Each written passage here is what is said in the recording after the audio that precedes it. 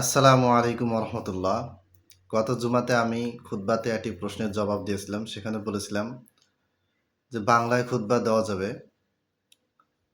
তো এটার জবাবে বেশ কিছু যুক্তি দলিল আমার কাছে উপস্থাপন করা হয়েছে।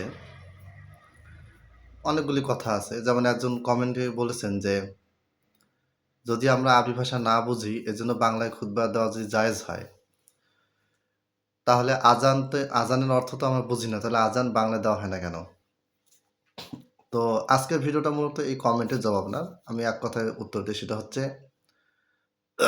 আজান কোন ভাষায় হতে হবে, আরবিতে নাকি অন্য ভাষায়, এটা নিয়ে কোনো দ্বিমত নেই। এটা ইজমাই মাসালা, সবাই একমত।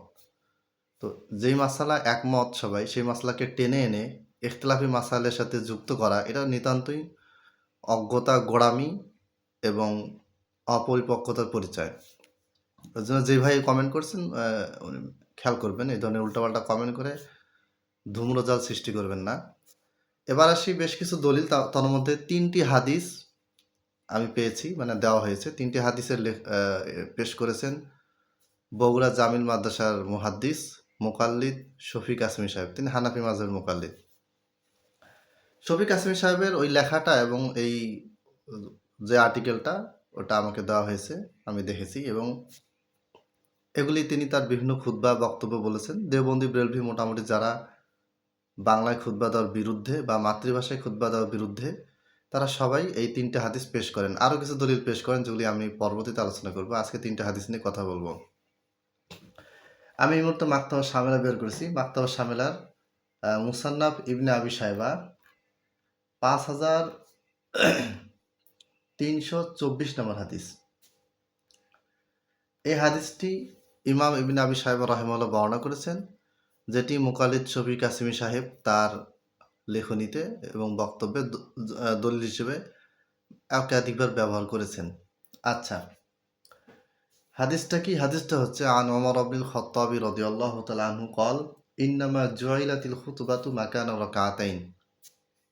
অর্থাৎ ওমর রাদিয়াল্লাহু তাআলা আনহু থেকে বর্ণিত, তিনি বলেন যে জুমার খুতবাটা 2 রাকাতে স্থলাভিষিক্ত। অর্থাৎ জুমার সালাত আগে 4 রাকাত ছিল, পরে 2 রাকাত রাখা হয়েছে এবং বাকি 2 রাকাতের স্থলাভিষিক্ত হিসেবে খুতবাকে রাখা হয়েছে।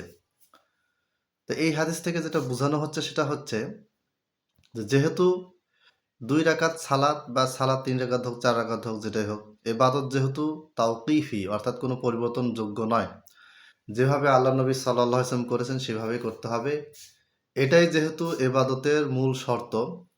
আর খুতবা যেহেতু 2 রাকাত সালাতের স্থলাভিষিক্ত, তার মানে 2 রাকাত সালাত এবাদত, সেখানে কোনো পরিবর্তন করা যাবে না। আর ওটার স্থলাভিষিক্ত হিসেবে খুতবাকে আনা হয়েছে, খুতবাতেও কোনো রকম পরিবর্তন আনা যাবে না। অতএব আল্লাহ নবী সাল্লাল্লাহু আলাইহি ওয়াসাল্লাম যেভাবে আরবিতে খুতবা দিয়েছেন সেভাবে দিতে হবে। বাংলা, ইংরেজি বা অন্য কোনো ভাষায় দিলে সেটা এবাদতের ভিতরে বিকৃতি সাধন হবে, বেদাত হয়ে যাবে।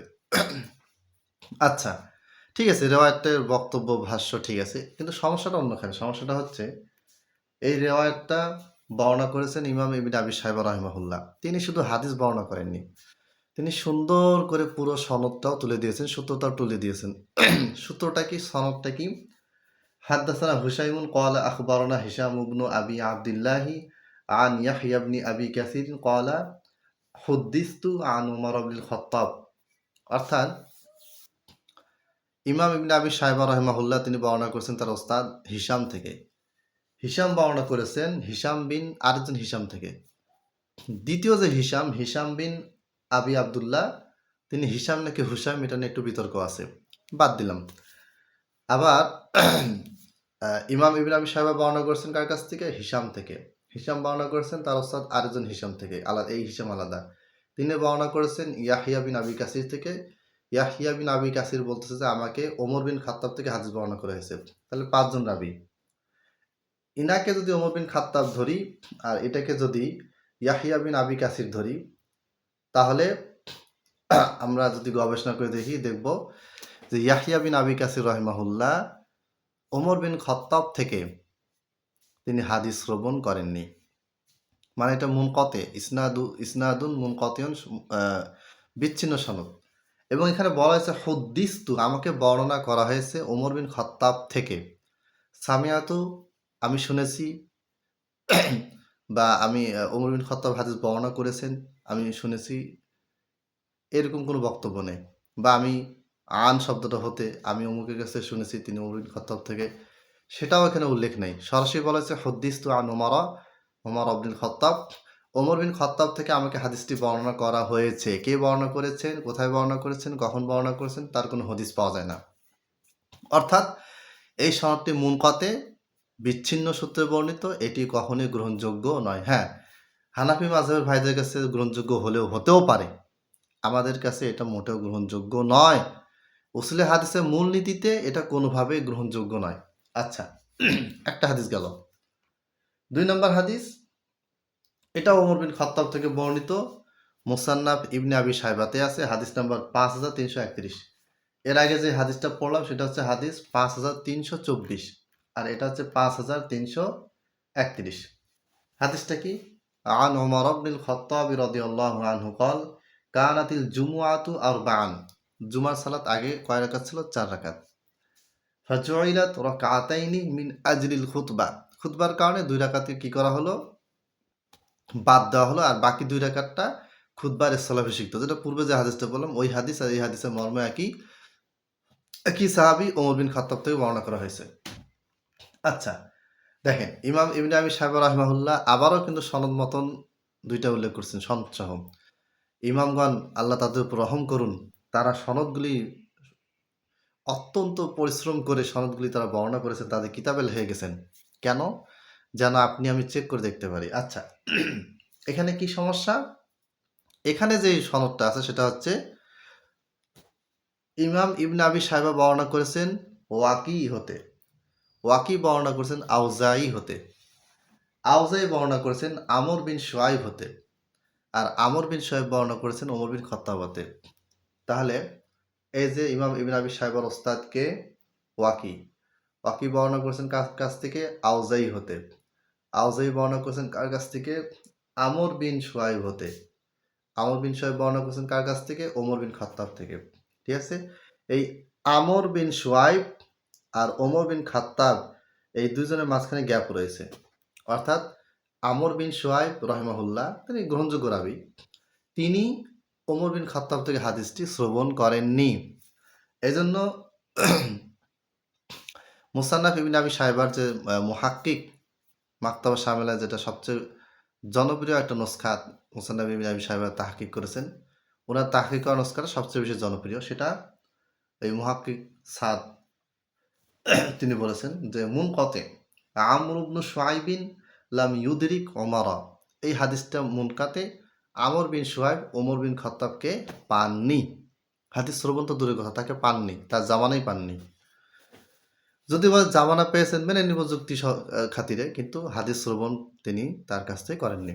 তাহলে 2টা হাদিস গেল, 2টাই কিন্তু ওমর বিন খাত্তাব থেকে বর্ণিত, 2টা আলাদা সনদে বর্ণিত, 2টাই মুনকাতে, 2টাতেই কি রয়েছে? প্রবলেম রয়েছে। আচ্ছা, প্রথম যে হাদিসটা বলেছিলাম সেখানে আরেকটা প্রবলেম বলতে ভুলে গেছি, সেটা হচ্ছে ইয়াহইয়া বিন আবি কাসির, তিনি এবং ওমর বিন খাত্তাবের মাঝখানে কোনো একজন রাবি আছে বলে সন্দেহ করা হচ্ছে, মনে করা হয়, এবং সেই রাবিটা হচ্ছেন মাজহুল, অপরিচিত। ঠিক আছে? আচ্ছা, এবার 3 নম্বর হাদিসে আসি। 3 নম্বর হাদিস, একই বক্তব্য ইমাম বাইহাকি রাহিমাহুল্লাহ বর্ণনা করছেন তার আস সুনানুল কুবরা গ্রন্থে, 5703 নম্বর হাদিস। 5703 নম্বর হাদিসে কি বলা আছে? ইমাম বাইহাকি, দেখেন পুরো সনদটা ইমাম বাইহাকি উল্লেখ করেন নাই। ইমাম বাইহাকি এমন একটা শব্দ উল্লেখ করেছেন যেখান থেকে প্রমাণিত হয় যেটা দুর্বল হাদিস। ইমাম বাইহাকি বলেছেন ওয়ারুইনা যালিকা, আর আমাদেরকে বর্ণনা করা হয়েছে, এটি আমাদেরকে বর্ণনা করা হয়েছে। কে বর্ণনা করেছে? উল্লেখ নেই, মানে রাবি মাজহুল। কার থেকে বর্ণনা করা হয়েছে? তাবিঈ আন আতা ইবনে আবি রাবাহ ওয়া গায়রিহি ওয়া আন সাঈদ ইবনে জুবাইর, সাঈদ বিন জুবাইর থেকে, সাঈদ বিন জুবাইরের নিচে আতা বিন আবি রাবাহ, এই দুজনের নাম সনদে উল্লেখ আছে। আর মাঝখানে বিশাল যে 200-300 বছর ডিস্টেন্স, এই মাঝখানে কোন কোন রাবি আছে সেই রাবিগুলির নাম ইমাম বাইহাকি রাহিমাহুল্লাহ উল্লেখ করেননি, কারণ নাই, ওই রাবিগুলিকে পাওয়া যায় না, পাওয়া গেলে তিনি অবশ্যই উল্লেখ করতেন। এই জন্য ইমাম বাইহাকি রাহিমাহুল্লাহ সিগায়ে তামরিজ বা দুর্বল হাদিস এর প্রতি ইশারা করা হয় যে শব্দগুলি দিয়ে, সেই শব্দগুলি দিয়ে তিনি বর্ণনা করেছেন ওয়ারুইনা যালিকা, আমাদেরকে এই হাদিসটি বর্ণনা করা হয়েছে। এখন সাইদ বিন জুবাইর তিনি কি বলেছেন, কানাতিল জুমুআতু আরবাআন, জুমার সালাত কয় রাকাত ছিল? 4 রাকাত। ফাজুইলাতিল খুতবাতু মাকানা রাকাতাইন, অতঃপর খুতবাকে 2 রাকাত সালাতের স্থলাভিষিক্ত করা হলো। 4 রাকাত ছিল, 2 রাকাত কেটে খুতবা দেওয়া হলো, আর 2 রাকাত কি থাকলো? বহাল থাকলো। এটাও ওই একাধিক মাজহুল রাবি, সনদ পাওয়া যাচ্ছে না, সনদের অধিকাংশ অংশই বাতিল, খুঁজে পাওয়া যাচ্ছে না। এটাও দুর্বল রেওয়ায়াত, দুর্বল হাদিস। তাহলে 3টি হাদিসের কোনোটাই, 3টি সনদে বর্ণিত একই বক্তব্য, একই মর্মের 3টি সনদে বর্ণিত 3টি রেওয়ায়াত, এগুলি কোনোটাই গ্রহণযোগ্য নয়, প্রমাণিত নয়। যদি মুকাল্লিদ শফি কাসেমি সাহেব বা রেজাউল করিম আবরার সাহেব বা যারা আছেন, বড় বড় জ্ঞানীগুণী ব্যক্তি যারা আপনারা আছেন, আমি আপনাদেরকে মহব্বত করি, সম্মান করি, আপনারা যদি এই সনদগুলি সহি প্রমাণ করতে পারেন, আমি আহমদুল্লাহ শহীদপুরি অবশ্যই আমার এই ভিডিও থেকে সংশোধনী দিয়ে আমি একটা ভিডিও দিব, এবং আমার ভুল থেকে আমি প্রকাশ্যে এলান করব যে আমি ভুল করেছি, আমি যে হাদিসগুলিকে জয়ীফ বলেছি সেগুলি জয়ীফ নয়, সেগুলি সহি। তো এই ব্যাপারে আপনাদের কাছে আমার উদাত্ত আহ্বান থাকবে, অনুরোধ থাকবে, আপনারা সময় পেলে জবাব দিবেন, নাহলে আপনাদের ছাত্ররা আছে অথবা যে কেউ আপনাদের পক্ষ থেকে যে কেউ জবাব দিতে পারে, কোনো সমস্যা নেই। তাহলে আজকে এ পর্যন্তই। আসসালামু আলাইকুম রহমতুল্লাহ।